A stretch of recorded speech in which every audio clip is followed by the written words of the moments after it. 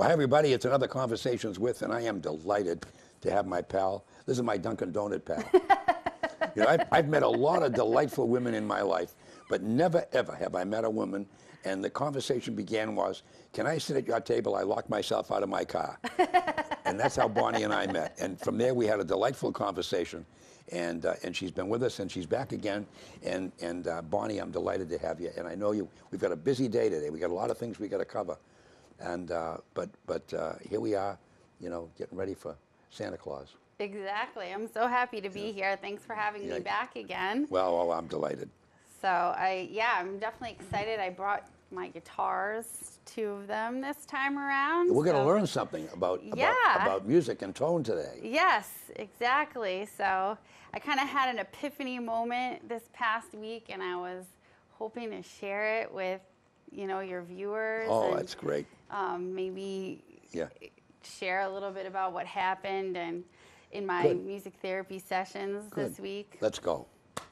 So we talked, previously about my training as a music therapist, and one of the papers I actually wrote in college was on tuning and temperament. So tuning and temperament is just the tuning that you're using when you're playing music. Right. So it's the actual frequencies or pitches that the instruments are tuned to. And so, for people like you playing a band, you have to tune everything up to the same note at the beginning. We got to start off on the same thing. Yeah. Right. Same note. Everybody's there. Okay. Right. So when you tune, right, usually it's like a concert C. Yeah. Right. So we usually use mostly C's on the banjo. Yeah. C chords. Yeah. That's all. So the concert C is actually 524 hertz-ish. All right.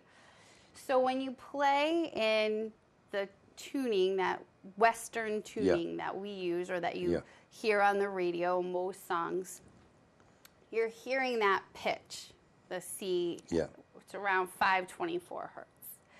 So this is slightly lower than the original note from the ancient solfeggio frequencies. So these frequencies are the frequencies from the Gregorian chant era. And at that time, everything would be tuned to have everything in the same key sound perfect. So there would be perfect intervals between these frequencies. Right. And so you could only play in one key and have it sound good, because if you modulated and went from one key to a different key, then it would sound horrible. Because then the pitches, the difference in frequency between the intervals would be different. And it would sound off to the ear. So at a certain point in time, the people composing the music and running the orchestras and whatnot at that time, this was like right in the classical era, like when it went from Baroque to classical, they changed the tuning system so that instead of having these perfect intervals that you hear in the Gregorian chant, each one is shortened just a little bit, just enough so that you can play in every key and it sounds fine. And that's what we listen to, and that's what we hear, and that's what we're used to hearing. But if you go, like you were mentioning earlier, if you go into a church and you hear someone singing Gregorian chant in that ancient solfeggio frequencies, it sounds magical. Oh, it's mesmerizing. Exactly. I had my brother is a Franciscan father, and learned it. They learned it, and there was about 10 of them. When they'd all get together, and they would sing in Gregorian, do a Gregorian chant. You just go, whoa. You just float. Yes, there's something about it that elevates the frequency of your body. So what's cool, I've had debates with people about this who are not music therapists, but about having background music on. Some people will say, oh, that's distracting. But the fact of the matter is, everything is vibrating frequency. We're all vibrational frequency. That's how we're held together. Oh, yeah. Oh, yeah. So we actually are music to begin with. So we're constantly vibrating at a certain frequency. Everyone's at a different frequency. So what we're used to hearing all the time is this music where the pitches are just slightly off from those original frequencies that are meant to actually heal the body. Yeah. So this week I had this epiphany. What if I took my guitar and I tuned it to this frequency, 528 hertz, Yeah. which is what they call the miracle healing tone. It's like the heart frequency. And so I was like, what if I just took my guitar? So what I did was, here's my guitar in regular tuning. Okay. All right. So and I have this cool app on my phone. It's called Panotuner, Panotuner. Yeah. So on this app, you play the note, and it tells you what you just hit. what you just hit. So when you play this note, right, it's an E, and it's like 330 hertz. Okay, 330. And then when you play this high C up here, it's like 526-ish hertz, right? So it's underneath the 528 hertz. So when I play, a chord progression in this,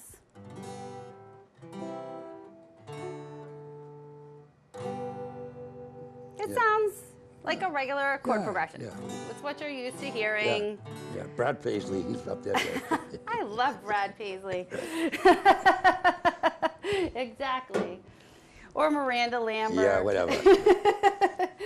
So then, when you take this high string and you tune it up so that this note is a 328 hertz and it's slightly higher, this string becomes more like 332 hertz, and this note becomes 528 hertz. So it's a little finicky, but Yeah. close enough. And then what happens is you tune the rest of the strings to match. So if you take this thing, which is called a capo, and you put the capo on the 5th fret here, and then you play a G chord, this top note is 528 hertz. So every time you're playing the G chord, you're hitting that sound over and over and over again. Yeah. And you can hear the difference between this guitar and that guitar. Yeah. It sounds magical. Yeah. Like it's a much brighter sound. Yeah. So I've been playing in the nursing homes this week Christmas carols and playing this sound, and everyone is saying, "Oh, it sounds so beautiful." Oh, yeah. Yeah. And I feel like they don't know my little secret. So now the secret is out. Now you folks know. Now you at home can also, if you play the guitar, can tune your guitar to 528 hertz. All you have to do is just take that top C note, have that Panotuner app, tune it to 528 hertz, and then tune all the other strings to have the same interval so they sound right, and then play. So I thought I'd play you a little Christmas song. Let's do it. Will you sing with me? Oh, no, I'm way down. We'll see. All right. Maybe if you want to join in on the chorus. Angels we have heard on high, sweetly singing o'er the plains and the mountains in reply echo back their joyous strains. Glory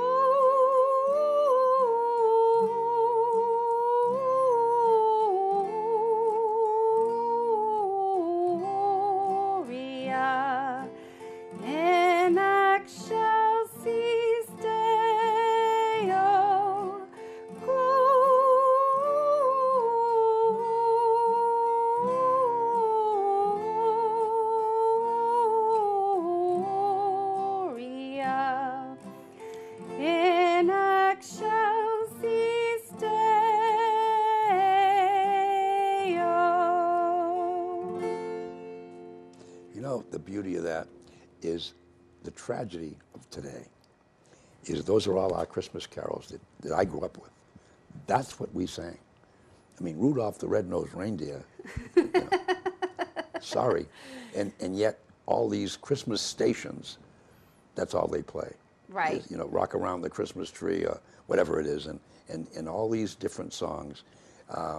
And overplay Bing Crosby's White Christmas, and overplay it, and overplay it, and overplay it. And Baby It's Cold Outside. Yeah, yeah. Which yeah. has nothing at all to do with Christmas. Oh yeah, Eartha Kitt, you know, yeah. Eartha Kitt, what's her one? Santa Baby. Yeah, Santa Baby, which yeah. again has Yeah, nothing you at know, all to do yeah. with Christmas. But, Yeah, I mean, right. but the actual, you don't really hear them. And unfortunately, because of Advent, many of the churches don't play them until you get to Christmas weekend. Right. You know, and then it's over. And then you it's know. over, and people have moved on to the Yeah, next thing. yeah. I mean, I remember when we were kids, Metropolitan Insurance used to have a little book, and they'd give them out, and it was all it was the original, what I call the Christmas, you know, "Oh Come All Ye." Of course, we knew them. I went to the nuns, Yeah. so we knew them all in Latin. We could sing Adeste Fideles. You know, we sang everything in Latin back those days. But all the Christmas carols that were the real Christmas carols. And then, you know, "Oh Holy Night." Yep. You go to midnight mass, and there used to be a kid named, his name was Alfred Perry.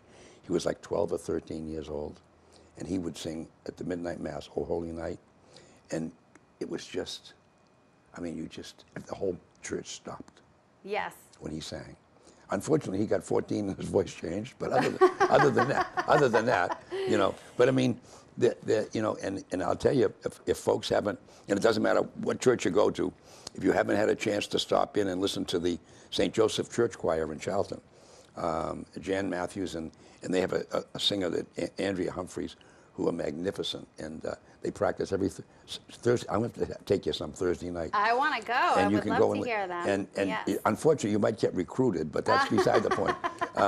But the thing is that they are unbelievable, and they have the big organ they play with, you know. That sounds like a great place for people to go and Yeah. listen to the. Yeah, and in fact, on Christmas Eve, they have the mass starts at 10:30, but from 10 to 10:30, they do a half hour of all the Christmas songs. Oh, so From if you 10 go to the Christmas you can go from 10 to mass at 10:30. 10 o'clock and Yep, you can hear all the them. carols. And right if you don't want to before. stay for the mass, you can sneak out at 10:30. But no, but they do. They have a special program. And we even have a bell choir that play with them. Oh, nice. You know, so I mean, it's That'll be a special mass yeah, on Christmas Eve yeah, at St. Joseph's. Yeah, and 10 o'clock for the music, yeah, 10:30 music for for the mass itself. mass. But I mean, it's beautiful, and they've been practicing for weeks. You know, they I'm start in sure. October. You know, and but there's a good example of what a different sound that was. Yeah.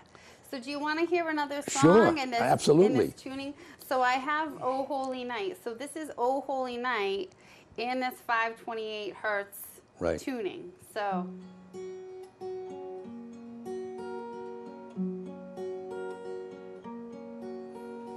Oh, holy night, the stars are brightly shining. It is the night of our dear Savior's birth. Long lay the world in sin and error pining, till he appeared and the soul felt its worth. A thrill of hope, the weary world rejoices, till yonder breaks a new and glorious morn. Fall on your knees, oh, hear the angel voices on high, divine, oh, night when Christ was born. Oh, night, oh, holy night, oh, night divine. Unbelievable. What a sound. And you know what's funny? You talk about that. Years ago when I had WARE up in Ware, we used to broadcast the 9 o'clock Mass at one church with the children's choir. But at midnight, we did the midnight Mass from Our Lady of Mount Carmel, which was the French Roman Catholic parish in Ware, Mass. No longer because the church is gone now. But they had a choir, and they used to, and of course they were French, and they used to do it, they used to sing it in French. Oh, that must The have been Cantique de pretty. Noël, and then they'd sing it at the beginning of Mass in French, and then during Mass, they'd sing it in English. That must have You been know? really Oh, pretty. it was magnificent, magnificent. But you know, it's so interesting because we've gotten away from those songs, and I think that's one of the. I mean, the whole country's changed. I mean, nothing's the Yes. same anymore. I mean, it's all what it is, and yet at the same time, it is so beautiful to go back, and as you explained, just a little adjustment. Right. It's just the tiniest Tiny. little. Yeah. I took a yoga class with this girl. Her name's Kobe Kozlowski. She's younger than me, Yeah. and she does teacher trainings out at Kripalu in Western Mass. Yeah. And the class, she talked about this concept of the 1 degree shift in our lives.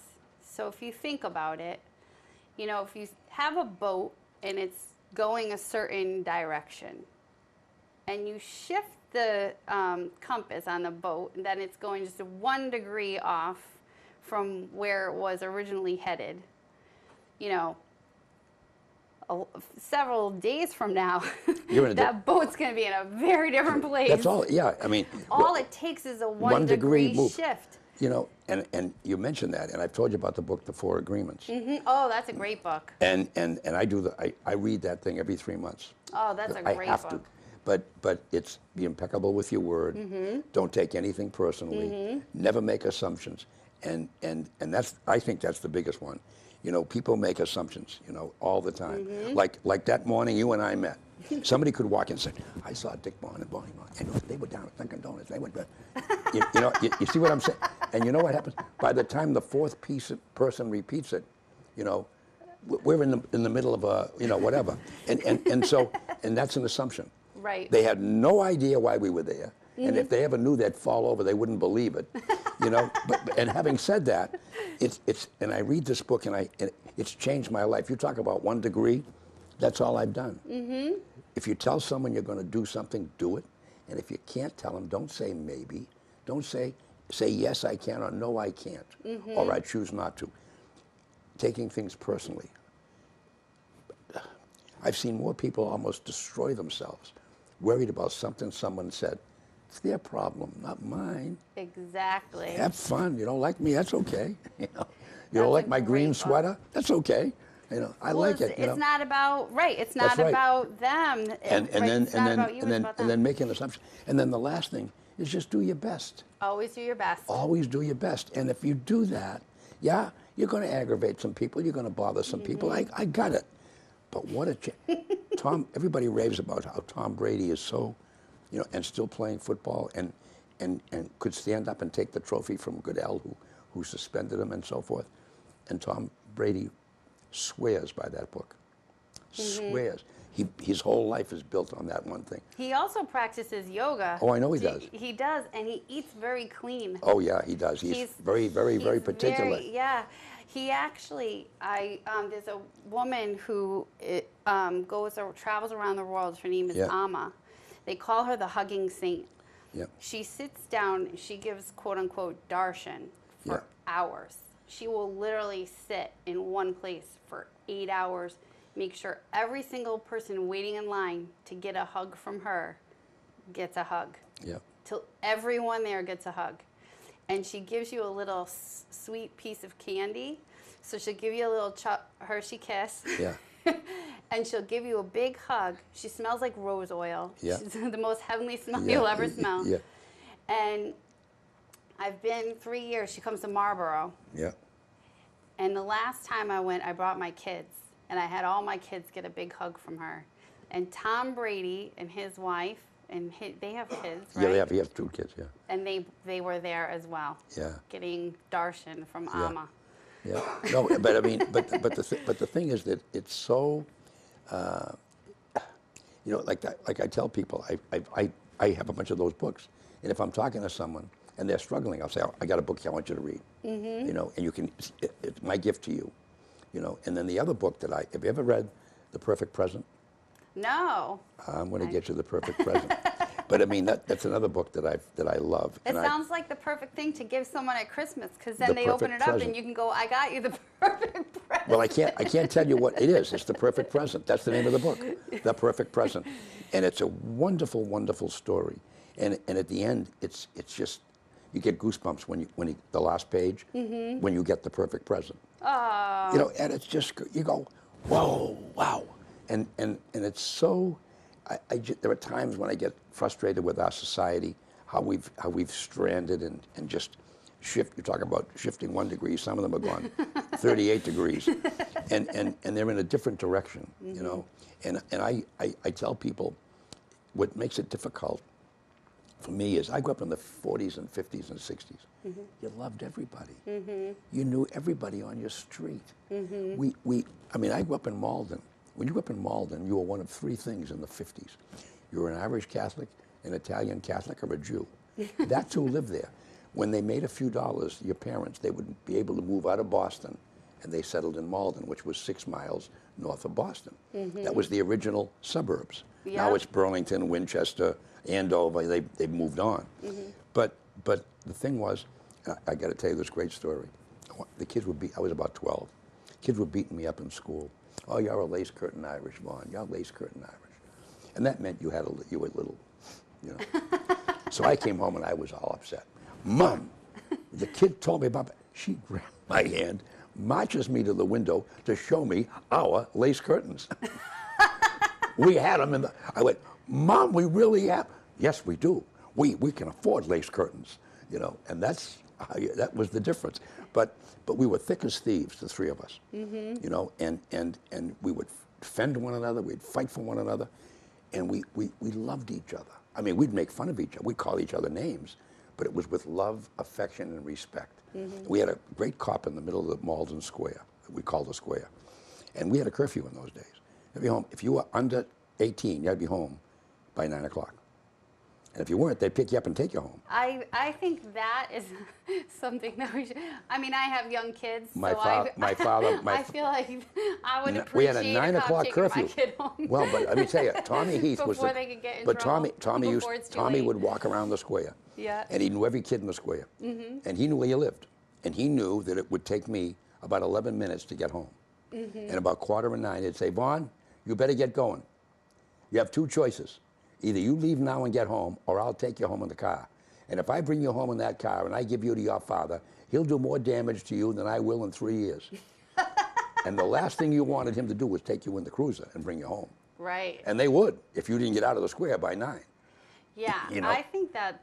Now, think if a cop about did it. that today, they'd have the guy arrested, he'd be up on charges. But that's how it was back then. Yeah. And if you did something, by the time you got home, your father already knew. Right. You know what I mean? And he'd be waiting for you. True. You know. But at the same time, think how lucky you are. You had a father. You know, That's you right. had someone waiting there for you. That's right. There are a lot of kids now, they don't have that. Well, you they know, don't have that. And they don't have somebody waiting there to One of the stay. saddest stories. I go Very, home. You're lucky. You know, I- you had the lace Well, curtains. that's- How lucky were you? Oh, of course. You know what we I were mean? fortunate. You know. Right. I mean, think of the kids that Don't even have curtains. Don't have curtains. You know, Don't have a dad. When we were, You know, when we were those- growing up, my those mother, kids are out there if too. we complained, my mother was one of 13, and Nana McGee was from. They were from my grandparents. My mother's father and mother, and my dad's mom and dad were from Ireland, and Nana had a brogue. And Dickie, get you over here. She'd call you over, and I'm the oldest of 29 grandkids. Wow. So a huge family, but the thing was then, you know, it was a different world. It was a different world, and if we complained, if we said one utter a complaint, they didn't like my peas or whatever it was, my mother had a great saying. She would say, "Listen to me." She'd say, "I cried because I had no shoes until I met a man who had no feet. Don't ever complain again." And boy, we didn't, you know. But that's gone. And to your point, I'll tell you a sad story. I go home for the Thanksgiving game every year, the Malden Medford Thanksgiving game. I've been going for since I played years ago. But anyway, and about 3 or 4 every year they used to have the seniors come out, and your mom and dad would walk you out, and they'd give your mom a flower. Our colors were navy blue and gold, and they'd have a yellow chrysanthemum with a big M on it, and you give it to your mom. Well, the coach was this is 4 or 5 years ago, and to your point and how things have changed. And he said, so I told the kids before the game, remember tomorrow, bring your parents, blah, blah, blah, we're going to have the thing before the game. All the seniors get recognition. And he said, one of the kids, after practice, he knocks on my little door and he says, Coach, could I talk to you? Yeah. And he says, is it okay if I don't go out on the field tomorrow? You're a senior. Well, you know, Coach, you know. Well, Coach, I got a problem. And Coach, what do you mean? He says, well, I don't know who my dad is, and my mom's a drunk. And I'm afraid that she might fall down, and maybe she might not even come. Coach says, don't you worry. My wife and I will walk out with you. He said, now I'm thinking I'm doing a big favor for this kid. So he says, Christmas, the next day, they stopped doing it. They don't do it anymore for this reason. The next day, he says, they announce him and escorted out by Coach and Mrs. Papagallo. We're walking out on the field, and the kid's got tears pouring down his face. And he said, here I am thinking I did something right, and I crushed the kid. So we don't do that, to your point. And so sometimes we don't realize how fortunate we really, really, really are, you know, and it's amazing. So so many things to be grateful for, all those little things. yeah, I know you got 4 kids. Look at that. I had know. 5. I had my 5 home with the grandkids, and of course, you know. Although when you said that thing about what your mom said, I'm thinking I need to say this at the table the next time they don't like my dinner. I need to take notes for this. I cried because I had no shoes until I met a man who had no feet. Don't I'm you ever pulling that out. Don't you ever complain and again. I'm telling them that you told me to tell them. Well, no, and that's how I did the same with my kids. Yeah. You know, and my dad used to have a great saying. You know, if he asked you to do something and you forgot or got tied up or did something different, and he would say, son, and he never would raise his voice. He wanted me to trim the lilac bushes because they were rubbing his car. And I had a chance to play baseball that day after I told him I'd do it. So he got home, never said a word during dinner, but after dinner, we're getting ready for dessert. And he says, by the way, you told me you were going to do that lilac bush, and I noticed you did. Dad, we played baseball. I played, but I went, oh, and he let me fit, never said a word. And he says, son, let me tell you something. There may be 10 reasons why you don't do something, but there's not one excuse that's acceptable. Now, he said, if you fell down and hurt your leg, that's a reason that you couldn't do the bushes. I would have understood that.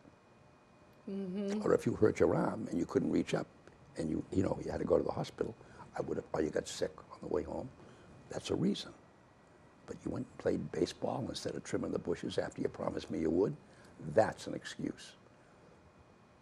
And my kids grew up that way. That's a good one, There may be too. 10 reasons why you don't do something, but there's not one excuse. I knew the day I met you at Dunkin' Donuts that you had loads of good advice. Oh, let me tell you. And I was like, I need to listen to this man because he has lots of good advice. Yep.